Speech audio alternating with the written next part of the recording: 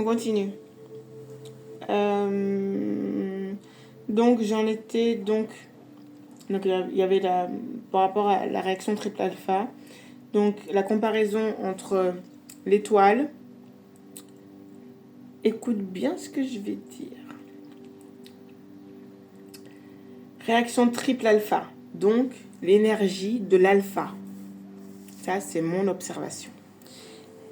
Il y a la réaction stellaire, triple alpha, création du carbone. Vous avez la réaction végétale, qui est la combustion qu'on va appeler combustion du glucose, avec ses, comment on appelle ça, sa chlorophylle, donc qui est liée à la mitochondrie. Et vous avez, qui pour moi est la plante de tous les êtres vivants, elle est la première. Hein.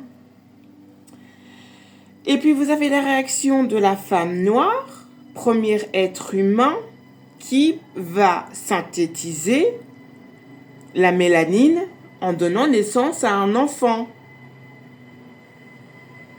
Donc elle va synthétiser et créer du carbone. Puisque vous avez, c'est le premier élément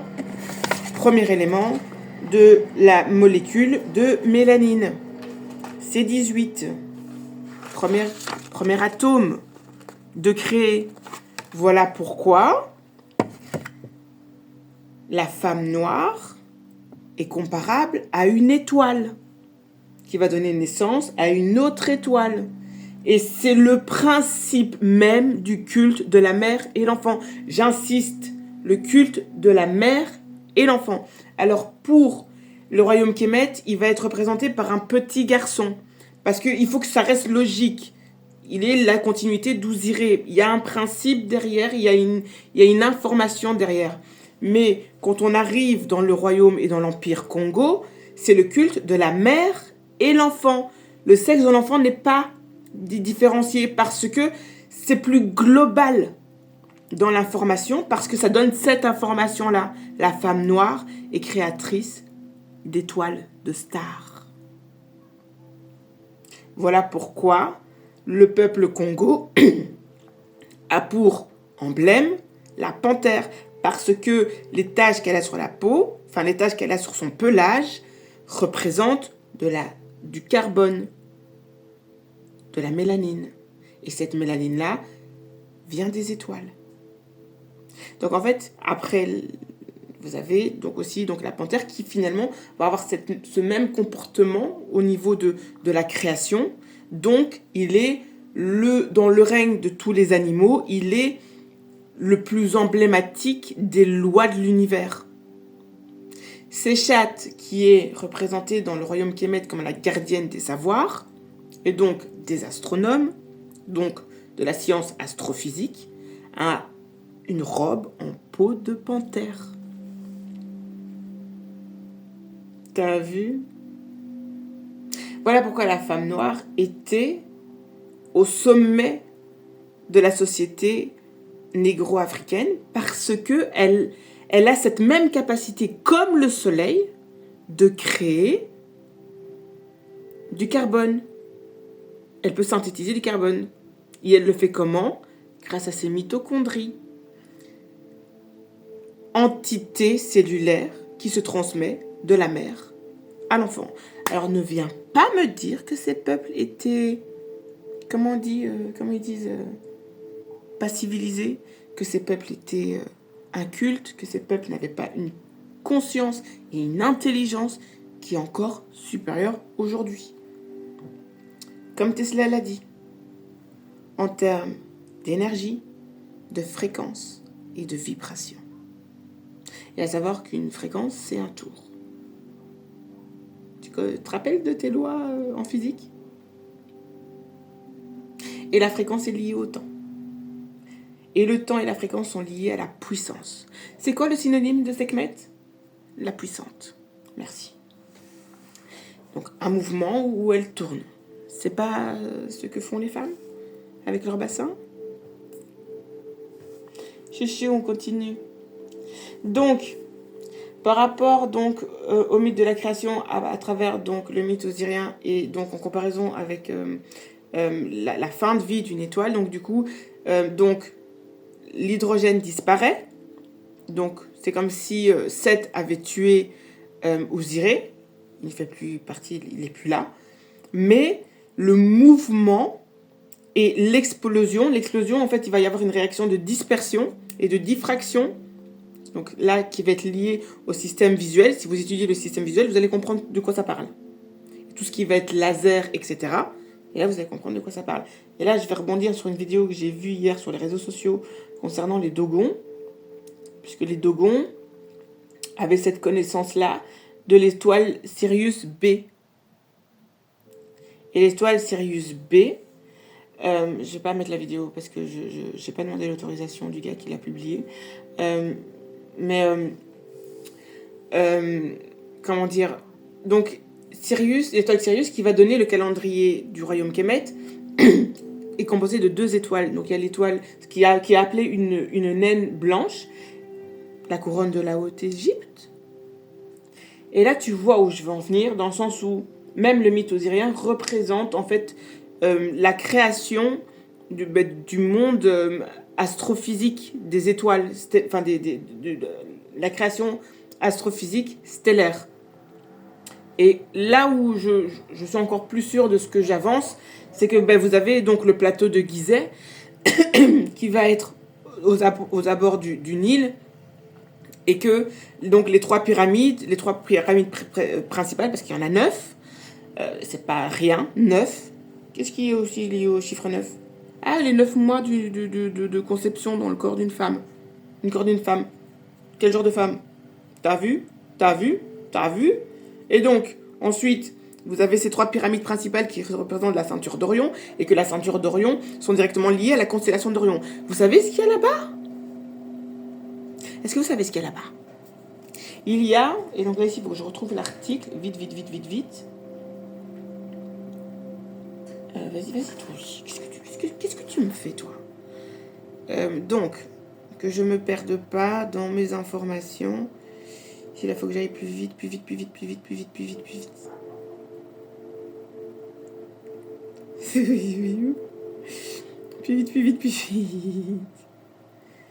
En fait, là, même mon PC, il a du mal à suivre, là. Il faut vite que je retrouve... parce que j'ai gardé des articles. Là, ici, après, on va parler de Mamawata. Ils sont où, les articles? Putain, j'ai tapé ça. Non, là, c'est trop loin. Ah, par contre, là, ici, je vais vous montrer. Ah, mais ici, j'ai l'image, en plus. Donc, je vais essayer de vous montrer ça. Je sais pas si je serais de mettre en plus grand. Donc, quand je vous parlais, en fait, de la notion de résistance et de voilà. Là, je vous dis des fois que je fais des trucs, là. Donc, ici, là, je vous montre un exemple. Mais justement, je vais en parler. Donc, la notion physique de la résistance qu'on peut lier au mouvement, que j'ai lié au mouvement, en fait, du panafricanisme, en fait, parce que tout n'est que fractal, vraiment. C'est dans le sens où c'est ça que je voulais parler, c'est ça que j'ai parlé au début de ma présentation, de la différence qu'il y a entre Seth et Sekhmet. C'est pas rien. Et bon, ça, j'avoue que c'est des recherches, on continuera plus tard. Donc ici, je vais vous montrer donc l'image. Ici, donc vous avez... Là, si je vais vous montrer après. Hein. Donc vous avez ce symbole-là. Donc en fait, c'est un entrecroisement de... Je sais pas si on voit bien, là, ici, comme ça. L'entrecroisement. Et en fait, qui représentait pratiquement tous les artefacts du royaume Congo, de l'Empire Congo. On voyait pas bien. Mais donc, qui en Égypte est représenté par le nœud d'Isis, en fait. Et en fait, c'est l'entrecroisement, en fait, d'un serpent. Donc, en fait, qui représente l'Ouroboros qui a été repris par les Grecs par après. Mais je ne retrouve pas les articles que j'avais gardés.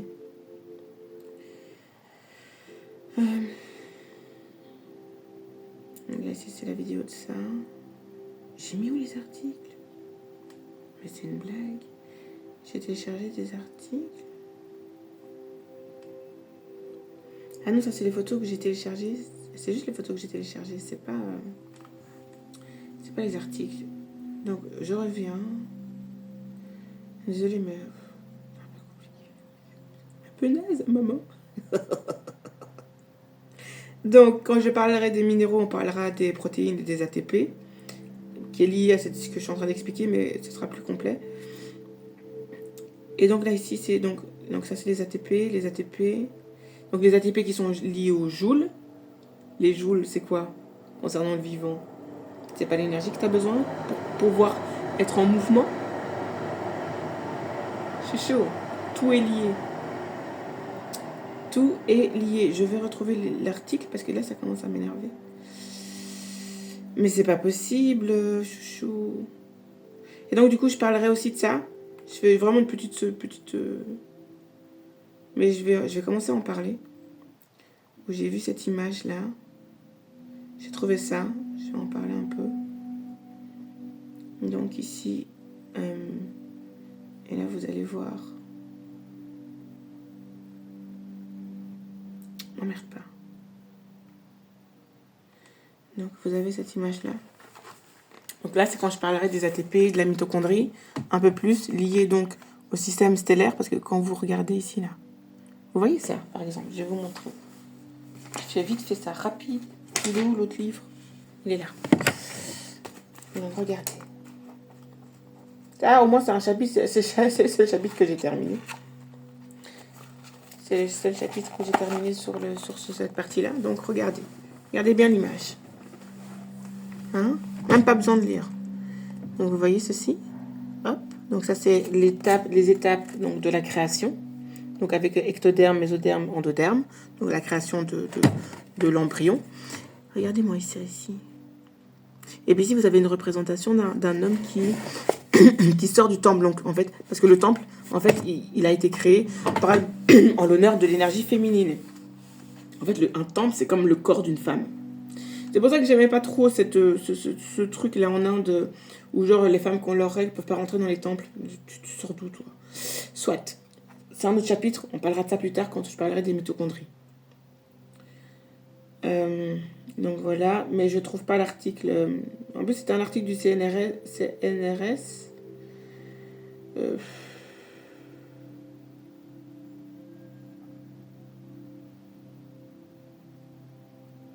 Ah, il est là, j'avais loupé, il était juste au-dessus en plus. Donc ça s'appelle une pouponnière d'étoiles. Une pouponnière d'étoiles, c'est un endroit où va se trouver de la poussière d'étoiles précédentes et des atomes, notamment, je pense qu'il y a l'atome de fer aussi, qui doit faire partie de la Constitution, parce que c'est uniquement dans ce cadre-là que dans le système de la nouvelle étoile qui va être créée, mais il y a encore tout le processus qu'il faut que je regarde, il faut que je termine l'article. Je me disais, je ferais peut-être une vidéo où je lirais juste l'article. C'est pas une mauvaise idée. Je pourrais le faire, mais ça prendrait plus de temps. Donc l'article ici, je sais pas si je vais le lire ou pas. Il est long.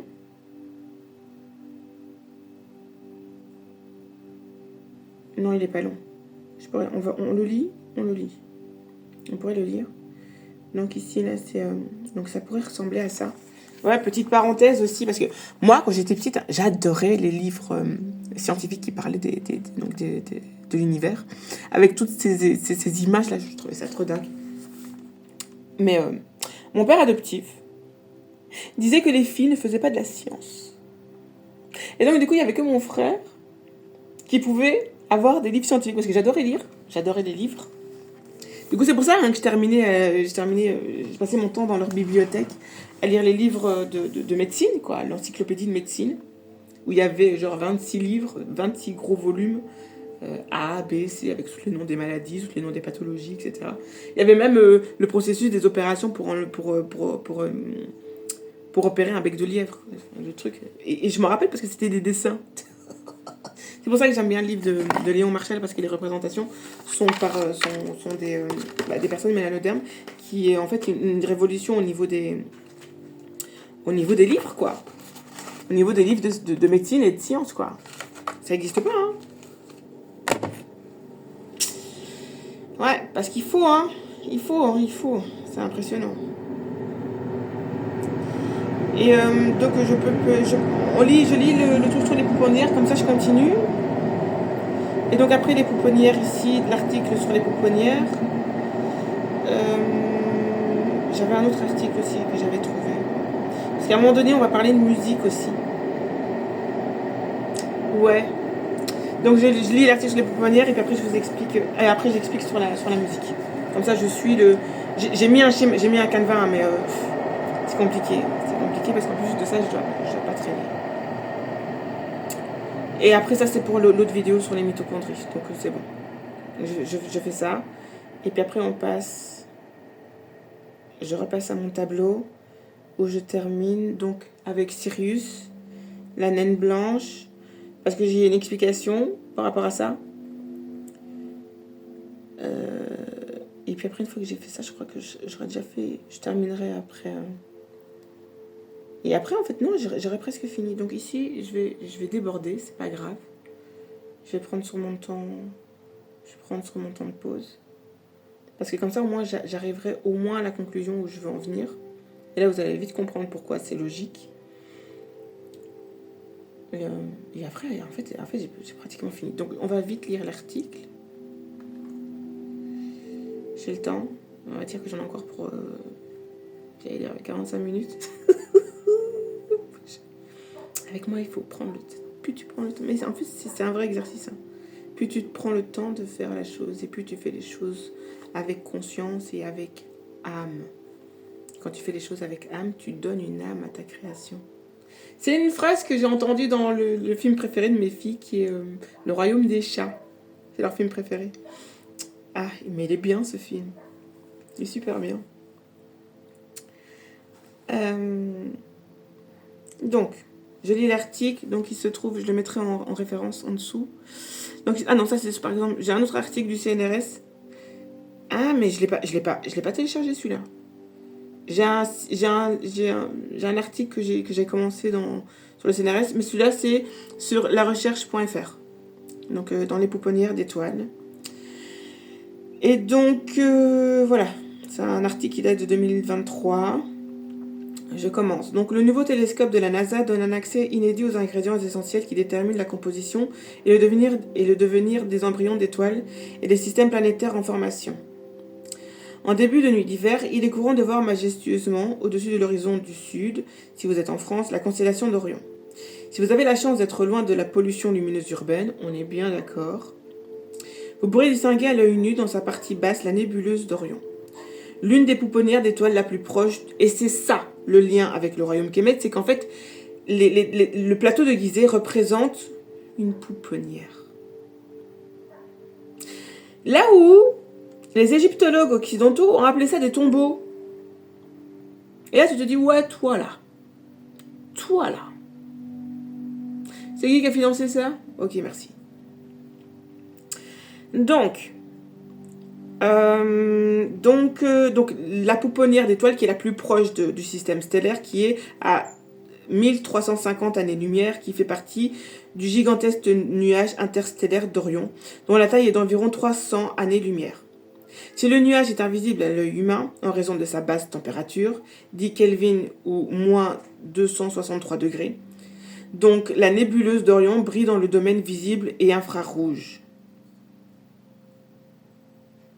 Qu'est-ce qui met en mouvement le plasma?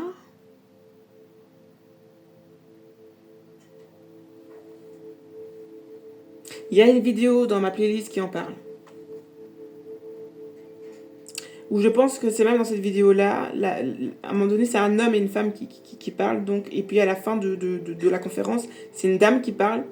Et elle explique que le domaine scientifique de la recherche sur le plasma est extrêmement intéressant. Mais le problème, c'est que c'est extrêmement coûteux à développer. Et que le seul domaine dans lequel il le développe, c'est dans l'industrie.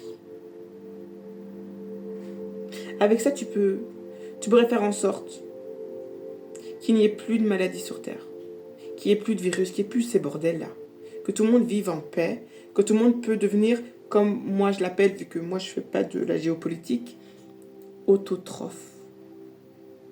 C'est possible, scientifiquement possible. C'est juste que ça ne leur rapporterait rien. au monde de l'industrie.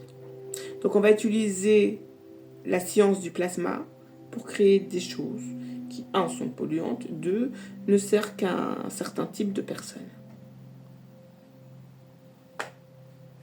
Voilà, petite parenthèse faite. Voilà pourquoi je dis que le monde scientifique occidental c'est comme une mafia criminelle. Sauf que même les mafias, dans le sens social, ce sont des gens qui ont quand même des codes de valeur. On ne touche pas aux femmes et aux enfants.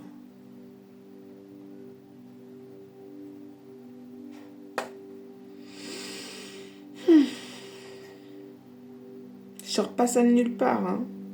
Donc, la nébuleuse d'Orion brille dans le domaine visible longue et infrarouge grâce à la puissante lumière ultraviolette émise par l'amas d'étoiles du trapèze, qui contient des étoiles 30 fois plus massives et 200 000 fois plus lumineuses que le Soleil.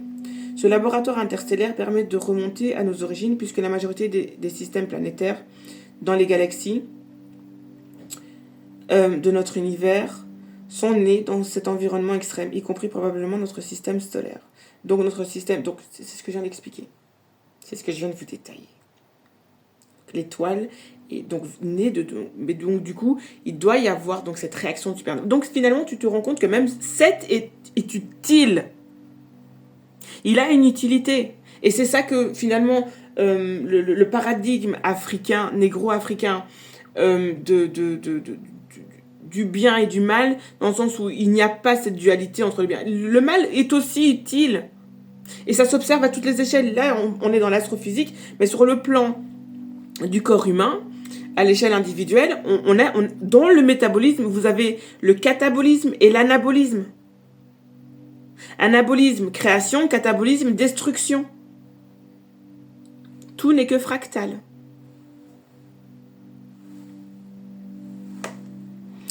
Donc, je continue.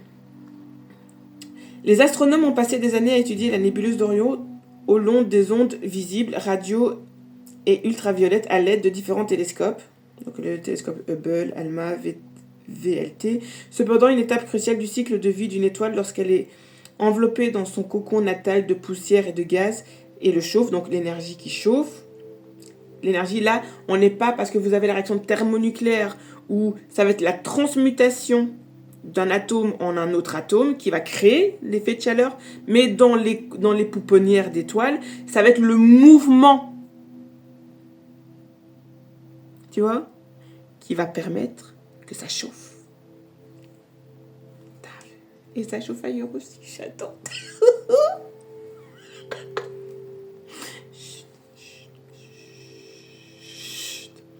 Bon, je continue.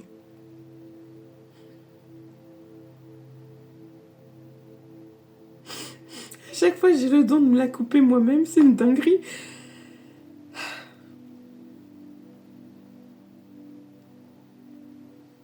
Ok, je reprends. Donc, reste hors de vue. On est bien d'accord.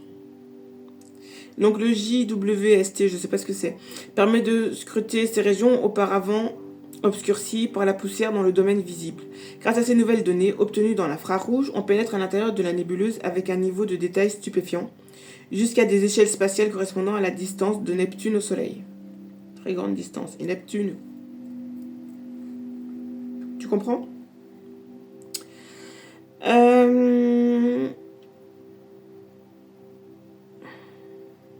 Je suis où là ? Ok. Donc des régions au rayonnement hostile. Bilan de ces premières observations. La structure de la nébuleuse est bien plus complexe qu'on l'imaginait, avec des transitions abruptes entre les régions extrêmes chaudes, donc 10 000 degrés, et froides, moins 263 degrés, et la découverte de multiples embryons d'étoiles et de systèmes planétaires en formation. Dans la nébuleuse, les zones les plus froides et denses deviennent instables et s'effondrent sur elles-mêmes en formant des embryons stellaires, enfouis dans leur cocon et entourés d'un disque de gaz et de poussière. Ces disques de berceau des planètes sont ensuite exposés au puissant rayonnement ultraviolet émis par les étoiles massives de l'amas du trapèze. Et c'est là où c'est intéressant. Parce que quand tu observes ce mécanisme-là d'un point de vue très extérieur, ça te fait penser à quel mécanisme qui existe déjà. Et là, ici, on est à l'échelle terrestre et humaine. L'ovogenèse de la femme. qui commence dans l'embryon, quand elle est en création, dans le ventre de sa mère. Pour ensuite être expulsée du corps, on va dire céleste pour la femme noire, et ensuite créer son propre système qui, lorsque il va y avoir fécondation, quand elle est à maturité, qu'elle devient adulte et qu'elle va s'accoupler avec un autre système, une autre entité qui vient d'un autre système, va créer un nouveau système qui, dans cette pouponnière qui sera son corps à elle, donc une autre galaxie, et c'est ça que j'ai commencé à étudier aussi, mais j'ai pas été très loin dans mes recherches, ça concerne en fait la création de galaxies. Parce que je crois qu'en fait, la création de galaxies vient de l'entrechoc de deux galaxies. Quand il y a deux galaxies qui se croisent, tu as une troisième qui sort. J'ai commencé, mais j'ai pas terminé, j'ai fait ça il y a super longtemps. Mais il faudra reprendre, parce que là, du coup, je replonge dans le même domaine de recherche, donc du coup, ce sera intéressant d'y regarder, d'y jeter un petit coup d'œil encore. Donc là, en disséquant le spectre de la lumière infrarouge, donc le JWST nous permet de comprendre l'effet de ce puissant rayonnement ultraviolet ici des étoiles chaudes sur la chimie et la physique des disques. Les raies émises par des molécules d'hydroxyle OH, donc c'est un groupement OH, en rotation très rapide, trahissent la présence d'eau continuellement dissociée par le rayonnement ultraviolet, l'équivalent d'un océan terrestre, et détruisent chaque mois. Donc, et c'est ça aussi que je voulais parler. Et du coup, ça va faire la transition avec la troisième partie de cette vidéo, où je parlerai de Mama Wata. Parce qu'en fait, elle représente ce principe-là. Mais on ne parle pas de l'eau terrestre, on parle de l'eau stellaire. Bah oui, si tu as besoin d'une barque, c'est que tu roules sur l'eau, chouchou.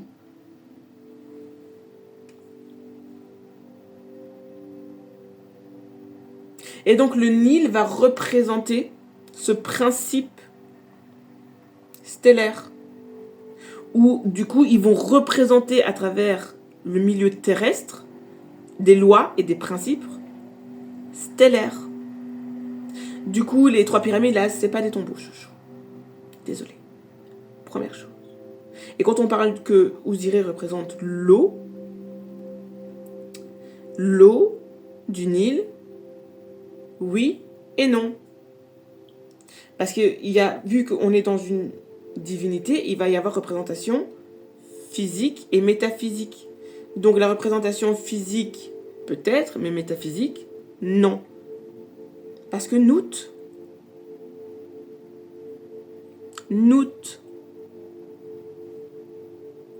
tout simplement. Donc, travailler donc la mélange, travailler l'équivalent d'un océan terrestre qui détruit les raies de dihydrogène, H2. Et ça aussi, il y a un truc là. Attends, parce que j'ai 2 secondes. Pas m'emmerder ici, hein. Surtout pas quand je suis occupée. Désolée. On va se calmer ici.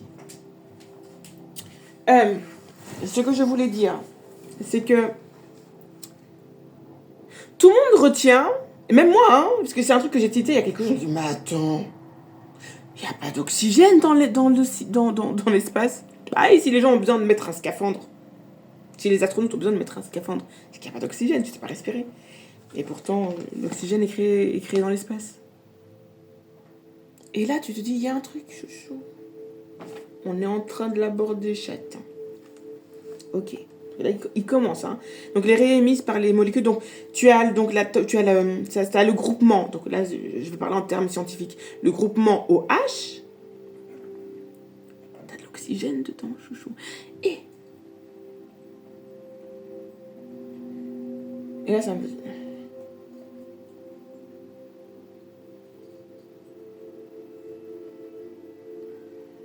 Donc, Hathor pourrait...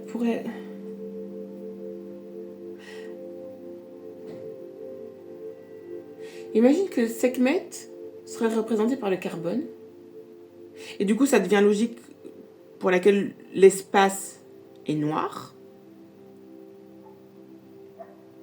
Parce que dans l'espace, c'est du plasma. Hein. Faut pas chercher. Parce que en Asie, le mythe, la représentation de l'espace est représentée donc par la déesse Kali et le couple Kali-Shiva. Et Kali donc est la danseuse cosmique, donc celle qui va permettre le mouvement, donc elle est l'énergie de la chaleur. Et Shiva va être représenté par l'organisateur, donc celui qui va structurer. C'est pour ça qu'ils disent que donc, Kali est meilleure danseuse que Shiva, dans le sens où en fait, elle représente le mouvement, donc forcément, elle danse mieux que lui. C'est ça que j'espère que... Enfin, je fais des connexions, j'espère que vous comprenez, parce que je ne peux pas le faire travailler à votre place. Et si je vous donne l'info, en fait, je ne vous donne pas le processus de compréhension, donc ça ne sert à rien que je le fasse, donc ça ne sert à rien de faire ce que je fais dans ce sens-là. Donc je vous donne juste les accès. Si vous avez ces mêmes connexions-là, alors c'est bon. Moi, j'ai fait mon taf. Je vous donne la possibilité, en fait, de vous émanciper intellectuellement pour pouvoir élargir votre champ d'horizon et de réflexion. Et c'est pas pour rien, le mot réflexion. Vous savez, la réaction, le nom scientifique quand vous vous regardez dans un miroir. Miroir, miroir, mon joli miroir, dis-moi qui est la plus belle. Ça s'appelle une réflexion. Chouchou, t'as vu que je suis dans mon thème. C'est scientifique, hein. On n'est que dans de la science. Donc je termine l'article. Je vais dire un truc là. Donc oui, il y a de l'eau, il y a de l'oxygène. Il y a de l'oxygène dans l'espace. Mais je vais en parler plus précisément quand je parlerai de Mama Wata. Je continue l'article.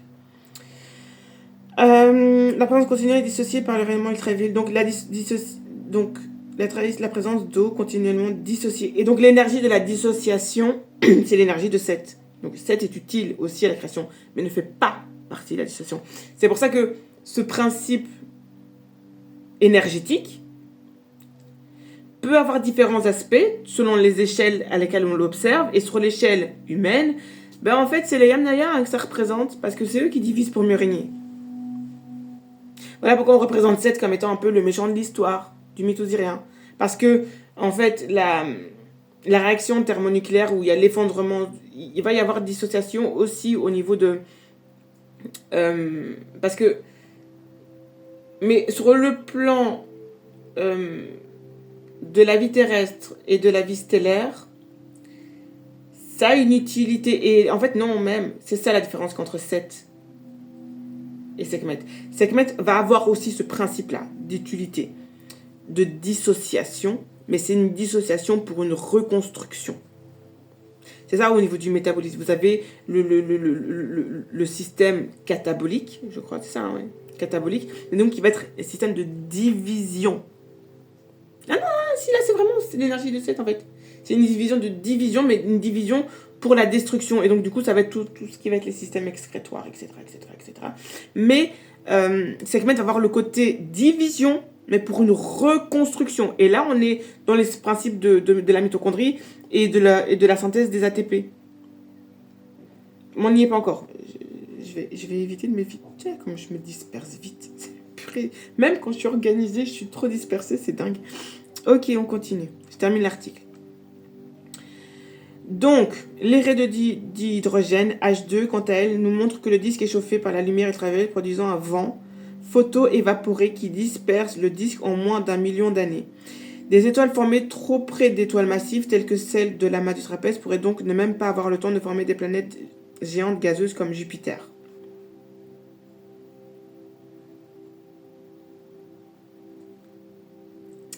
Donc ici, la chose que je voulais reprendre un peu, c'est...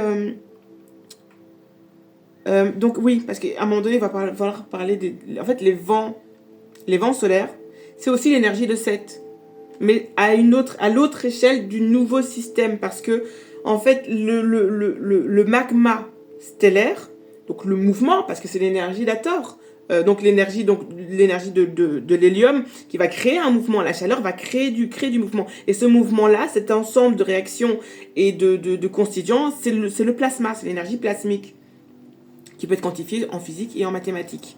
Et donc, en mathématiques. Et donc, du coup, les vents stellaires va créer les rayonnements les rayonnements ultraviolets qui vont...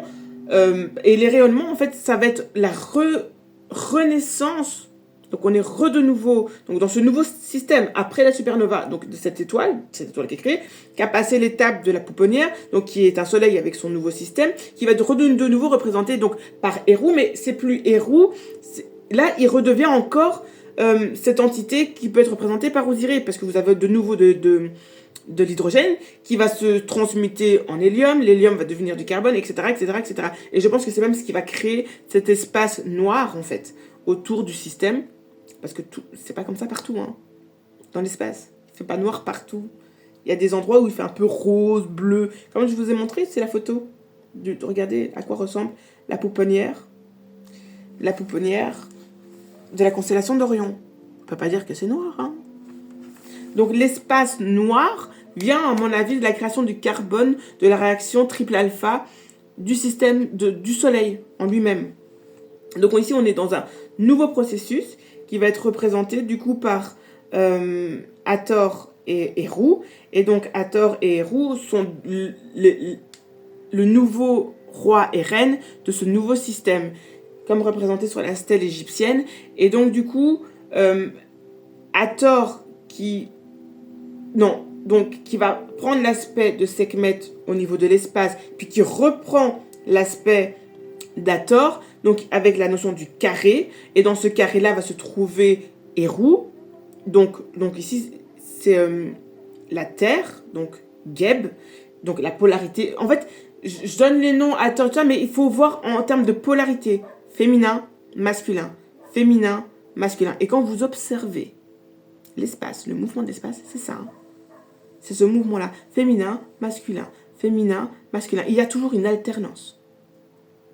C'est même ce que l'adjectif divin veut dire. Le soleil est divin parce qu'il a une polarité féminine et masculine. Mais tout dépend de l'échelle à laquelle on l'observe.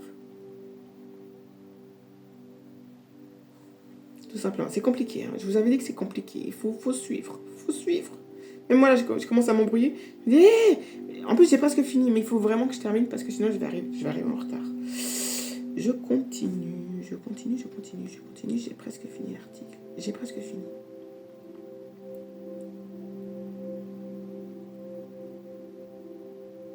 Donc ici, là, j'ai fini. Donc on dit... J'ai presque fini ici. Donc, le total massif de l'Océan dit qu'on respecte la lumière infrarouge, il permet de comprendre l'effet puissant de la si des étoiles chaudes. Non, ça, si j'ai parlé. C'est bon. On est à la dernière partie. Donc, des disques à la composition chimique hétérogène. Mais toutes les étoiles ne naissent pas dans les régions de rayonnement hostile du même type que celles que l'on trouve dans la nébuleuse d'Orion. Les étoiles jeunes les plus proches de nous sont aussi scrutées par le J. À mon avis, c'est un télescope. Les spectres de ces disques révèlent la composition chimique du gaz chaud, 100 à moins 500 degrés, dans les parties internes des disques situées à moins de quelques unités astronomiques de l'étoile. À savoir aussi que l'hélium a une polarité. En fait, l'hélium, c'est ce qui va créer la chaleur, mais de l'hélium, quand c'est observé en laboratoire, c'est froid, hein. Ça brûle en fait, mais de froid. C'est peut-être pour ça que l'hydrogène finit par devenir blanc à la fin de l'étoile. Donc du coup, la question que je me pose, c'est est-ce qu'il y a à chaque fois une naine blanche à côté d'une supernova? Parce que si c'est le cas, ça pourrait vraiment bien représenter Osiris. Donc l'hydrogène qui est figé, parce que quand après qu'il y a l'explosion, ça c'est ma théorie, il faut que je vérifie. Une fois qu'il y a l'explosion, peut-être qu'une partie de cette naine blanche est dispersée aussi. Et donc fait partie de cette nouvelle constitution stellaire de son système. Et donc du coup ici pour le système stellaire de notre étoile, ce serait, il y a, je sais pas comment on appelle ça, comment ça s'appelle? On appelle ça le... Comment ça s'appelle? La ceinture de glace. Système,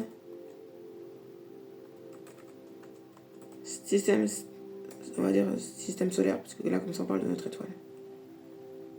Donc, c'est la ceinture de Kuiper. Il me semblait bien qu'il y en avait une. Et donc, du coup, c'est des astéroïdes de glace qui font partie du système, notre système stellaire, système solaire. Et donc, du coup, vu que le système solaire a été créé au même moment, donc l'étoile se crée en même temps que son système. Et l'étoile, c'est genre 98% du système, de la masse du système. Donc, ça veut dire que c'est arrivé au même temps. Donc, ça veut dire qu'au moment où il y a eu la supernova, ensuite passage en pouponnière, création d'un nouveau système, d'une nouvelle étoile. Et donc, vous avez toute une ceinture de glace de la taille d'astéroïdes occupant une région sous forme d'anneau dans le plan du système solaire en s'étendant de l'orbite de Neptune. Voilà pourquoi. Regardez Dragon Ball. Dragon Ball, dans le Neptune, il est sur sa petite planète à lui. Hein, il a les cheveux gris en mode glace. Il a ses boucles d'oreilles. En plus, je l'aimais bien quand j'étais petite. Il était j'ai trouvé mignon parce qu'il ressemblait à Tapion. Pour les fans, là. T'as vu? Il ressemblait à Tapion. Il était mignon, puis il était tout gentil. Soit, je ferai des analyses de Dragon Ball plus tard parce que je trouvais ça super intéressant. Donc, il a son propre système à lui. Comme la naine blanche. Ah, les mangas, c'est terrible. Hein. Ah, j'adore les mangas. Je trouve que franchement, ce sont des chefs-d'œuvre. Des putains de chefs-d'œuvre.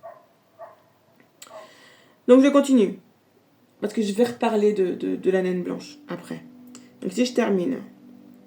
Donc, les parties internes du disque situées à moins de 15 de l'étoile. Donc, les parties internes du disque situées à moins de quelques unités astronomiques de l'étoile. Une unité astronomique correspond à la distance de la Terre au Soleil. C'est là où la majorité des planètes aujourd'hui détectées dans notre galaxie se forment. Un des tout premiers résultats frappants du GWST est la diversité de la composition chimique de ces disques. Dans les disques de l'étoile J160532 du groupe d'étoiles Scorpion-Centaure, à 500 années-lumière d'environ, une grande quantité de molécules riches en carbone, hydrocarbures, a été découverte notamment dans l'acétylène, donc C2H2. Ces résultats sont intéressants. Ça aussi, hein, c'est de la chimie... donc c'est la chimie... donc la chimie minérale, la chimie organique. Donc l'acétylène, donc c'est les liaisons... les alcènes. Non. Je sais plus. C'est les alcènes. Donc du coup, ça va être la nature des liaisons entre le carbone et l'autre album. Alcène.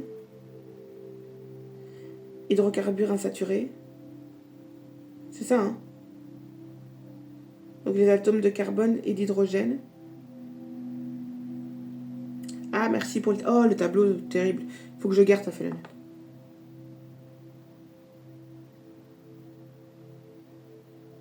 Faut que je garde ce tableau, j'adore.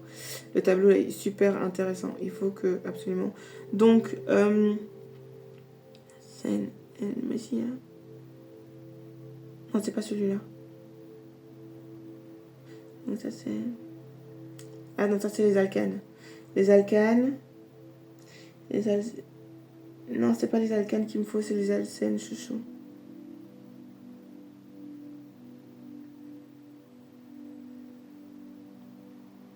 Ah, ici, les alcènes. Donc les alcènes. C'était quoi que t'as dit, toi, là? Acétylène. C'est ça? Parce que logiquement, c'est terminaison nomenclature. Diène, poly.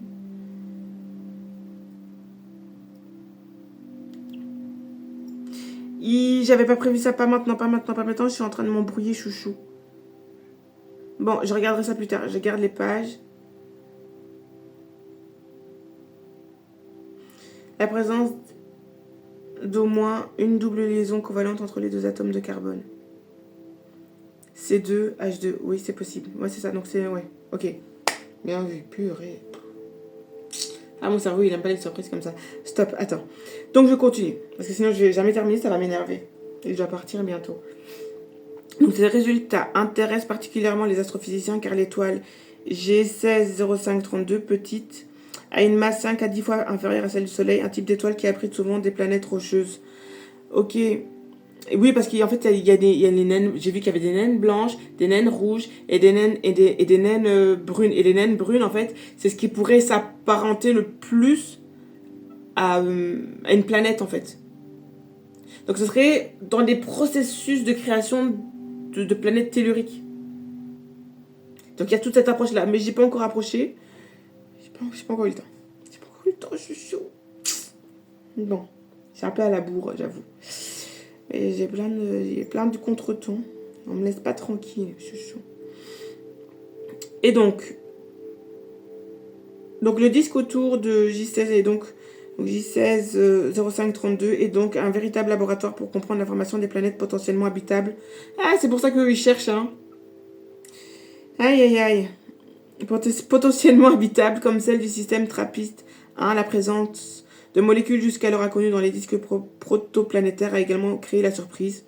2 autres hydrocarbures, le benzène et le diacétylène C4H2, et donc le benzène c'est C6H6, ont en effet été identifiés. Ces disques protoplanétaires est aussi riches en molécules carbonées avec très peu d'eau et de dioxyde de carbone, alors que ces 2 molécules contenant de l'oxygène sont régulièrement détectées dans d'autres disques. Par exemple, dans d'autres disques situés autour de l'étoile jeune GWLUP, sont des molécules riches en oxygène qui sont mises en évidence, donc du CO2 et du H2O, par le télescope. Donc reste à présent à comprendre l'origine de cette diversité. Les pistes ne manquent pas. Un gaz riche en carbone pourrait par exemple trahir la destruction de poussières riches en carbone, un processus qui aboutirait à la formation de planètes rocheuses riches en silicates comme la Terre. Un résultat est d'ores et déjà clair. La diversité des systèmes planétaires trouve son origine dès les étapes de leur formation. Le prochain défi consistera donc à prendre les processus de formation et d'évolution des planètes en comparant la composition des disques à celle des atmosphères exoplanétaires et d'exoplanètes également étudiées par le télescope dans notre galaxie. Donc voilà, en fait ils sont en train d'étudier ça juste parce qu'ils sont en train de se dire on est en train de niquer la Terre, donc il faut qu'on trouve un plan B. Chouchoute. En gros c'est ça, hein. En gros c'est ça. Donc pour la lecture de l'article, je l'ai fait. Donc je mettrai le lien de la vidéo ici. Donc ça je garde les pages parce qu'il faut, du coup si je fais l'astrophysie, il faut que je réétudie la chimie organique. T'attends rien parce que je suis en train de confectionner des produits cosmétiques. J'avoue que je me suis loupée. J'ai créé une crème là. Elle m'a refilé des boutons un petit peu quand même. Donc du coup, écoute, réétudier. Mais en fait, du coup, pour les produits cosmétiques, il faut que j'étudie la chimie cosmétique. Enfin, pour la chimie cosmétique, il faut que j'étudie la chimie organique et la chimie minérale parce que les deux sont liés. C'est compliqué. Ça, plus tout le reste, plus le tribunal, plus les avocats, tout ce bordel et tout. Okay. Donc le lien que je voulais faire avec la musique, du coup, qui donne du coup une approche dans un autre domaine, mais qu'on parle de la même chose. Donc ça va être tout ce qui va être solfège. Donc l'énergie de la musique. Puisque de toute façon, tout n'est que vibration, hein, comme Nicolas l'a dit. Et la musique, c'est de la vibration. Et comme ils le disent, donc le son originel en Asie, hein,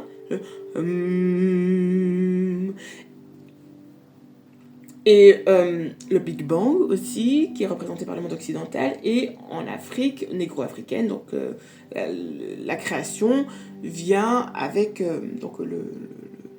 la vibration, donc la vibration, donc le son, donc la parole, le verbe, etc. Donc ici, je ne sais pas si on voit bien, je ne sais pas, hein, je fais une première approche parce que j'ai pas étudié le solfège, j'adore la musique, j'adore chanter, karaoké, moshi moshi, j'adore danser, donc je connais de manière instinctive, mais de manière théorique, je ne connais pas. Donc, première approche.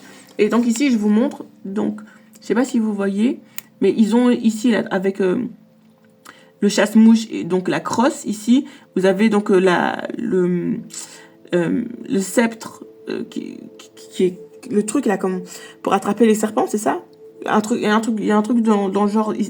Pour la maîtrise en fait, il faut qu'ils aient la maîtrise sur cette. Et ça, finalement, ça fait penser en Asie, qui est représenté par la peau de tigre, où les divinités, je sais bien que Shiva est posé sur une peau de tigre, et ça symbolise ça. Ça veut dire que c'est l'homme qui a la maîtrise de son instinct animal.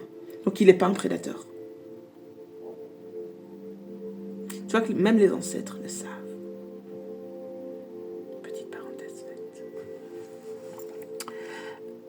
Donc ici, donc vous avez donc le sceptre de la royauté et vous avez ici des petites stries. Et donc du coup, je suis en train de transiter dans mon karaoké Moshi Moshi. Moshi Moshi, donc forcément c'est référence à la culture japonaise, puisque c'est dans la culture où ils ont beaucoup on va dire, je sais pas si on appelle ça des magasins, enfin des établissements où tu fais des karaokés et t'es isolé dans ta petite pièce à 2, 3, tout seul, peu importe, et tu chantes. Et en fait, c'est un exercice. Et ça, c'est un exercice que j'ai appris en cours de théâtre, parce que j'étais au conservatoire. Et donc, c'est vraiment une façon de lâcher prise. Mais à travers ta vocalise. Vraiment, c'est important. Ça, c'est en cours de diction que j'ai appris ça. Du coup, je peux passer de mon exercice karaoké moshi moshi, je lâche prise, à l'exercice finalement de chant et de solfège. Et donc, du coup, j'ai commencé à... Parce que, du coup, j'aime beaucoup Ella Fitzgerald. Une reine, mais vraiment. Et donc, du coup, j'ai regardé après une partie de... Comment ça s'appelle ? On appelle ça une... Comment ça s'appelle ? Il y a un nom, c'est le nom. Comment ça s'appelle ce truc-là ? Ah, l'autre aussi, elle a fait une chanson. Elle a pris le titre, là, pour faire sa chanson, là. À quel moment, toi aussi ? Parce que ça va m'énerver si je ne retombe pas dessus. Ça s'appelle... attends, si je le tape, je vais le retrouver tout de suite. Partition. Toi aussi. Voilà. Donc, c'est une partie de partition de la chanson d'Ella Fitzgerald. Et donc, du coup... de toute façon, pour toutes les personnes qui font du solfège, ils vont tout de suite comprendre. Mais c'est juste parce que moi, je suis en train de découvrir. Chouchou. Je peux pas tout faire en même temps. Donc vous voyez, et donc vous avez ces espèces de différenciations. Et alors du coup, vu que je connais là un peu la chanson, puisque karaoké moshi moshi, je commence à voir du coup, je commence à comprendre. Je me dis, mais attends, mais oui. Voilà pourquoi les représentations d'Hathor sont représentées par des micros. Je vous l'ai montré dans les vidéos précédentes. Les artefacts de la déesse Isis Hathor.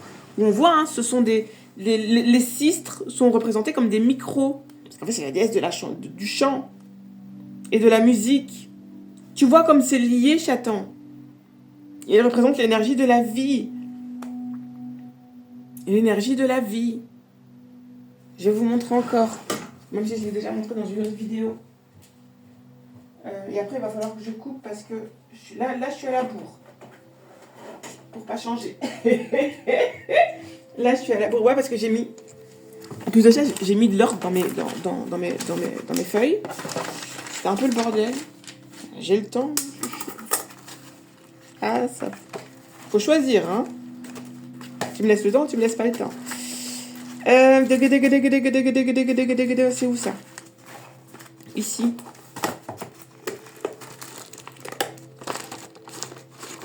Vous voyez ? Donc, l'énergie, donc ça, c'est Nout. Donc, qui représente le cycle. Un cycle, c'est une fréquence. Merci, Nicolas. Et donc, ici, donc, vous avez Hathor, qui est représenté sous sa forme carrée. Donc, avec ses yeux de serpent et ses oreilles de vache, parce que les vaches vivent dans des champs. Donc, elle est le champ. Dans toutes ses formes possibles, hein. Un champ, donc l'herbe. L'herbe, c'est quoi ? C'est des feuilles, c'est des végétaux. Les végétaux, c'est quoi ? Photosynthèse,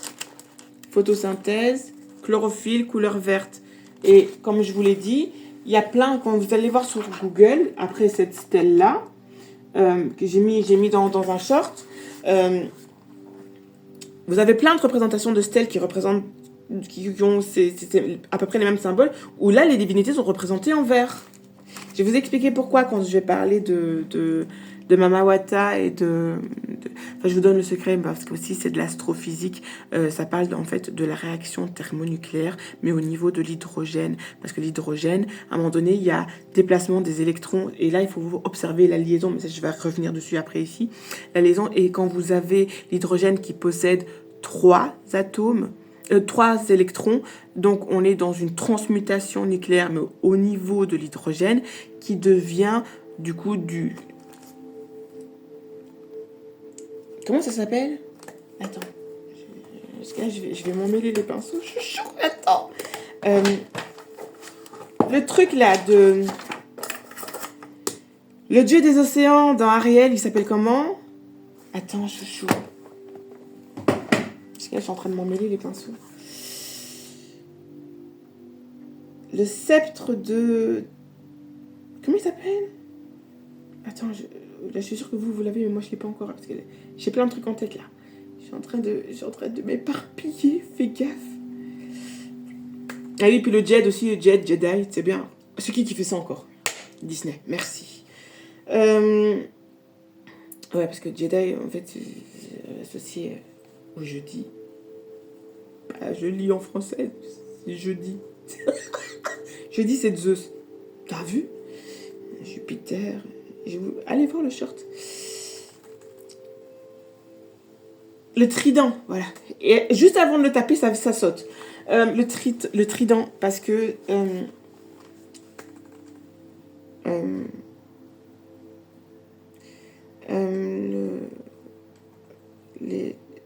donc c'est l'hydrogène. Hydrogène, 3 électrons. Donc ça s'appelle du tritium. Donc Triton. Le dieu Triton. Tritium. T'as compris? Alors si ça, c'est pas de l'astrophysique, du qui tu te moques là? Ça, par contre, c'est même la composition, mais j'ai pas étudié ce côté-là parce que c'est pas mon domaine. Moi, je suis du domaine du côté de la vie et de la protection de la vie. Donc là, ici, on rentre dans le domaine de l'énergie atomique, des bombes hydrogène. C'est pas mon domaine. Moi, je dois m'occuper de protéger la vie. Donc, c'est pas mon domaine de recherche. Je connais pas. Donc, si vous voulez chercher, vous allez chercher. Mais en tout cas, je voulais... Donc, petit lien avec la troisième partie de cette vidéo qui sera consacrée à Mama Wata et le lien avec le conte Anderson de la petite sirène. Et là, vous avez déjà une première approche. Hein. Tu vois? Les contes ont été inventés par des peuples sédentaires d'Europe, mélanodermes. Donc, qui avaient des connaissances scientifiques extrêmement poussées. Puisque la bombe hydrogène de la science occidentale, elle est née quand? Il y a moins de 100 ans. Hein. Eux, à l'époque où il n'y avait pas encore vraiment l'écriture, où l'écriture venait de sortir, là où les peuples, le coderme n'existait pas encore, ils maîtrisaient ça. Est-ce que tu as vu une bombe atomique? Non. Est-ce qu'ils ont utilisé cette partie de la connaissance? Non. Mais c'est pas parce qu'ils ne l'ont pas créé qu'ils ne savaient pas le faire. Et la preuve, finalement, juste avec le conte de Blanche-Neige, s'il te plaît. Voilà pourquoi Blanche-Neige, sa mère, va donner 3 gouttes de sang pour créer sa fille. On est dans la réaction triple alpha, chouchou. Voilà ce que Disney te cache. Mais on va cracher sur ce qu'on va appeler les noirs, alors que toutes les potentialités intellectuelles qui sont dedans et qui sont cachées dedans viennent des mélanodermes. Dinguerie. Donc je reviens, parce qu'ici je vais faire une pause parce que ça fait déjà 1 heure. On va passer à l'autre partie après. Ça c'est Mama Wata. On va revenir dessus, hein, mais vous voyez déjà, vous voyez déjà où je veux en venir. Vous voyez déjà où je veux en venir.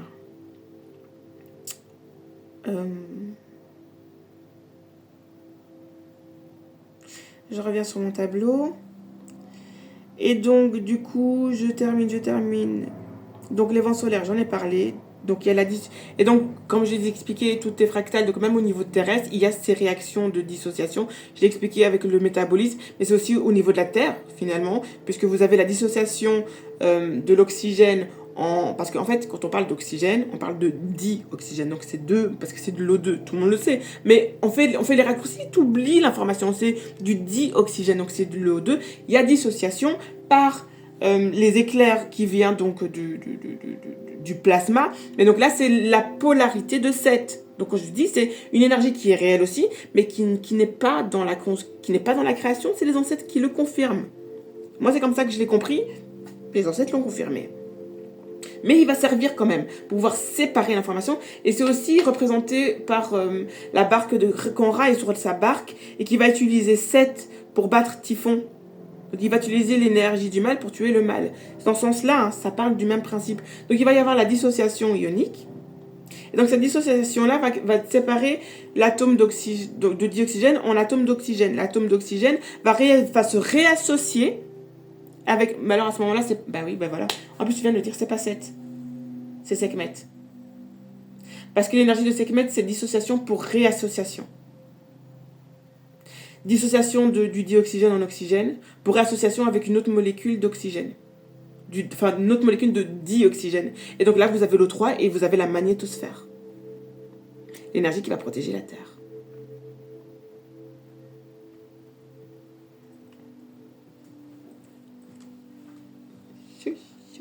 Et donc, du coup, vous avez de l'O3. Mais on va revenir dessus avec Mama Wata. Parce que c'est de cette eau-là qu'on parle. Wata. 3 eaux. Donc la naine blanche et tout ça, j'en reparlerai un petit peu plus loin parce que c'est très... Voilà, je vais même pas reparler parce que c'est très compliqué, parce que je suis même pas sûre. Donc la naine blanche, est-ce que c'est masculin, est-ce que c'est féminin? Mais je vous ai donné l'approche que... Première approche qui, pour moi, pourrait être associée à du masculin, qui pourrait représenter Osiré, qui représenterait la Haute-Égypte. Donc la couronne de la Haute-Égypte, donc l'énergie rouge, quoi. Enfin, l'énergie blanche associée à l'énergie rouge, qui sera associée donc à Thor, donc à l'énergie de l'infrarouge, donc qui va mettre en mouvement la matière.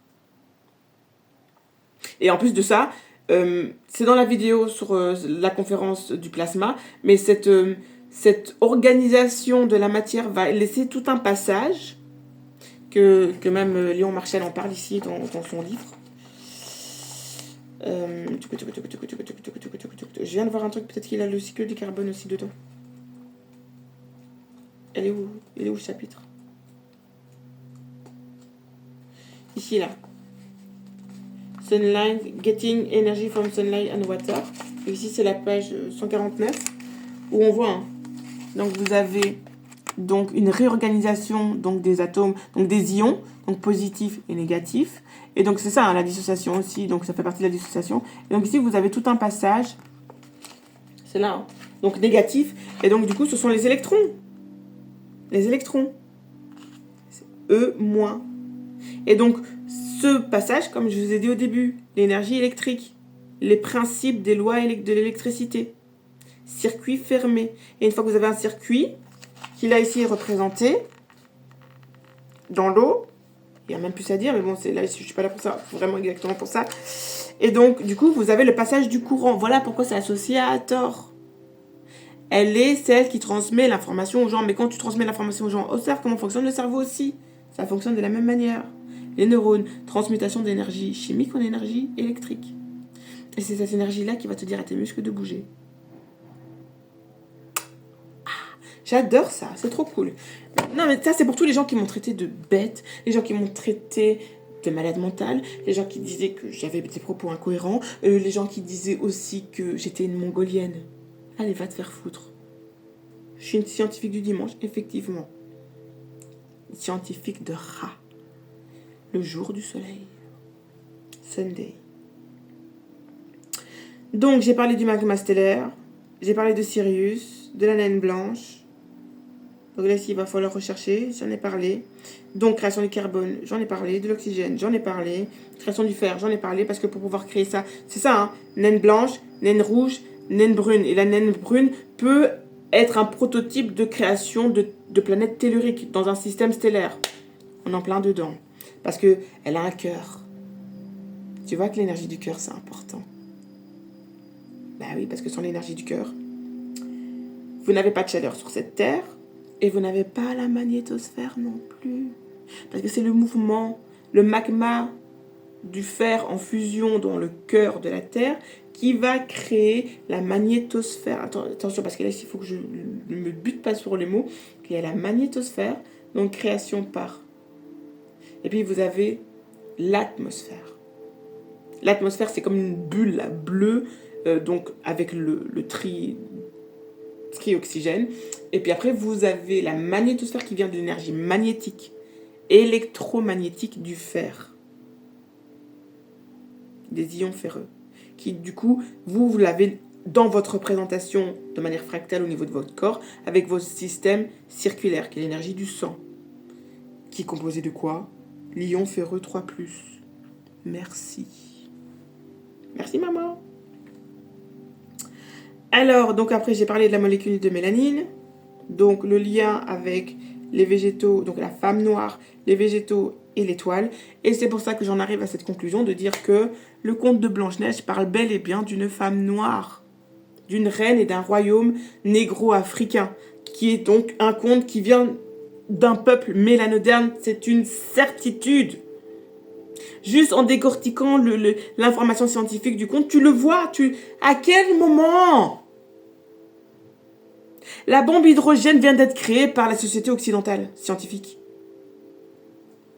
Par contre, Ouziré, qui est représenté par l'hydrogène, il existe depuis combien de milliers d'années? Par A plus B, c'est terminé. Merci. Donc, notre étoile, Soleil, qu'on appelle Soleil, a cette polarité féminine que beaucoup de kamites ont tendance à évincer, qu'on parle ici d'une naine jaune sur le plan astrophysique, c'est appelé une naine jaune, c'est par rapport à sa taille. Donc ça veut dire qu'elle ne pourra jamais devenir une supernova. Et cette naine jaune est alimentée par Sirius, ce qui va donner le calendrier kamite. Tu vois? Là c'est logique, et donc du coup, une naine jaune. Quelle est la robe? Quelle est la couleur de la robe de Blanche-Neige? Et elle fait quoi quand son royaume s'effondre? Elle part sur une autre montagne. C'est quoi le sommet d'une montagne? Pour les peuples premiers, l'endroit où vit la déesse de la création, qui est représentée par un serpent.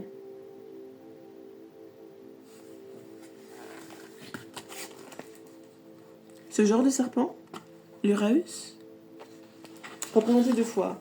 Un cube, c'est quoi? C'est un carré au carré. Ah, donc 2 fois. Ah. T'as vu? Donc, la naine jaune peut être représentée donc autant sur le féminin que le masculin.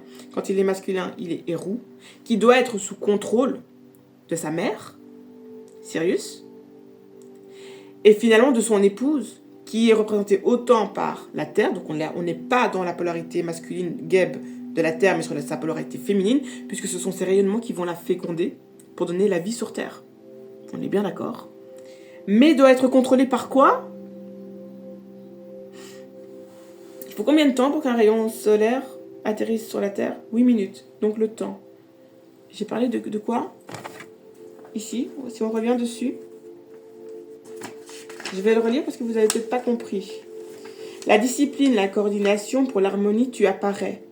Gracieuse et divine, de tes ailes, telle une chef d'orchestre, vibre la création, dessine tes lois par la base carrée, au cœur de la matière créatrice, berceau de toute vie. Je respire ton eau, Mama Wata. Devenant triple, peut-être alpha. M'élevant au plus haut rang de la pyramide, comme la stèle le présente, devenant le temps. Combien de temps? 8 minutes. Ah, t'as vu? Symbolisant l'énergie. Ah oui, l'énergie solaire, on est bien d'accord. En termes d'énergie, fréquence, vibration. Je vais conclure ici, donc, ce que je viens de faire, en fait, j'avais noté ça sur le tableau, mais je voulais énoncer parce que ça devient, quand tu fais le résumé de tout, ça devient tout de suite normal et logique. Donc, Sirius va donner naissance au Soleil, le Soleil va donner naissance à la Lune et à la Terre, et la Lune et la Terre associées, donc Khonsu, Geb, on est dans une autre échelle, hein, faut suivre, hein, va donner naissance à la femme noire, qui elle va reproduire le nouveau cycle, en donnant naissance à un enfant, le culte de la mère et l'enfant. Voilà pourquoi la femme noire est sacrée. J'espère que maintenant c'est clair pour tout le monde. Respecte notre putain d'autorité. Elle est naturelle et elle est même stellaire, chouchou. C'est pas moi qui l'ai inventé, c'est les ancêtres qui l'ont dit. Et c'est même votre système scientifique qui le dit. Ok, je vais terminer. Ici, j'ai terminé mon tableau. Putain, j'en reviens pas que j'ai terminé mon tableau. Je suis un peu en retard. C'est pas grave. Donc, comme j'ai dit, les pyramides du plateau de Gizeh ne sont pas des tombeaux. C'est une certitude. A plus B jusqu'à Z. Donc, et oui, je résume ça parce que j'avais donc trouvé le livre donc, de René Guénon qui expliquait ça en fait. C'était le secret des pyramides. C'est pas ce qu'il a dit. Vous allez lire le livre, c'est pas ça. Hein. Mais il y avait cette représentation en fait des pyramides qui représentaient donc le mythe osirien. Donc ça a été une première approche pour moi de compréhension. Et en fait avec tous les trucs que j'ai trouvés par après, et puis finalement le conte de Blanche-Neige, rapport choucroute, se confirme. Et puis c'est là où j'apprends que finalement, bah oui, qui me fait prendre cette logique de me dire, bah en fait c'est un système patriarcal qui a créé. À quel moment? Donc les gens, je suis certaine qu'ils avaient déjà compris ça à ce moment-là. Et ils se disent, attends, donc ça veut dire que la femme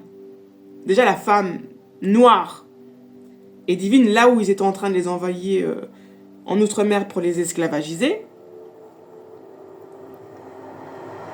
Mais donc ça voudrait dire que la femme est supérieure à l'autorité masculine. Attends, ça va pas ça. Ils sont en 1798. Ils sont en 1798. C'est pas possible que ça se soit intégré dans la tête des gens à l'époque. Tu comprends maintenant la baise? Mais ils étaient au courant, j'en suis certaine. Certaine. Donc, l'astrophysique l'explique donc par la constellation. Donc, voilà, j'ai fini. J'ai fini la première partie. Oh, j'en peux plus. Je suis fatiguée. Je vous avoue, là, je suis KO. Et j'ai encore plein de trucs à faire. Non, je peux pas fermer, il y a encore la musique. Ouh, donc, c'est là que vous avez vu. J'ai même sorti les petites guirlandes parce qu'avant, je fêtais Noël. Enfin, je fêtais pas. Là, mais je fêtais juste pour picoler. C'est bien. Et puis, je l'ai fait aussi pour mes petites au début parce que je me suis dit, voilà, je vais respecter la culture opposée. Je dis opposé parce que finalement c'est un peu ce qu'ils m'ont fait. C'était plus par respect pour leur daron, qui ne me respectent pas du tout. Mais bon, ça c'est un autre sujet. Donc maintenant on va passer à la troisième partie de la vidéo qui va parler donc j'en ai fini avec Blanche-Neige. J'ai fini mon analyse du conte de Blanche-Neige. Et donc maintenant je passe à la troisième vidéo, mais qui est la deuxième partie de cette nouvelle analyse. Donc, était la fin de l'analyse de Blanche-Neige sur l'aspect astrophysique. Maintenant, je vais parler de Mama Mata. Et donc, on va aborder un autre conte qui sera le conte d'Anderson de la petite sirène. Parce que Disney va vous présenter une petite qui va se marier avec le prince. Je spoil un peu. Mais le conte d'Anderson, lui, va présenter une jeune femme qui va sortir des eaux, mais qui va mourir. Les deux ont tort. Et si vous avez compris tout ce que je viens de vous expliquer, vous comprenez pourquoi. Parce qu'on parle pas de l'eau H2O terrestre. On parle d'une autre eau. En fait, c'est celle qui sort de la pouponnière. Est-ce que tu as compris? Et je vais terminer cette partie avec un petit poème qui est toujours dans le thème. Hein. Réfléchis. Je fais pas de bêtises. Je fais pas des bêtises pour m'appeler. Je suis logique. Et après la dernière partie, là, je crois que ça ira un petit peu plus vite. Et puis après, je ferai ma clôture. Et j'ai fini. Donc, je ferai peut-être ça dans quelques jours. Hein. On est bien d'accord. Donc, je termine. Donc, des hommes regardent un faucon. Que ces hommes sont beaux. Derrière le drapeau, ils ont décidé de devenir des lions. L'. Sur le trône, Renpet, Maat les guides, Djéouti et Léopard les tempèrent dans la lignée des roues. En 2 mots, Ankh, Oudja, Seneb.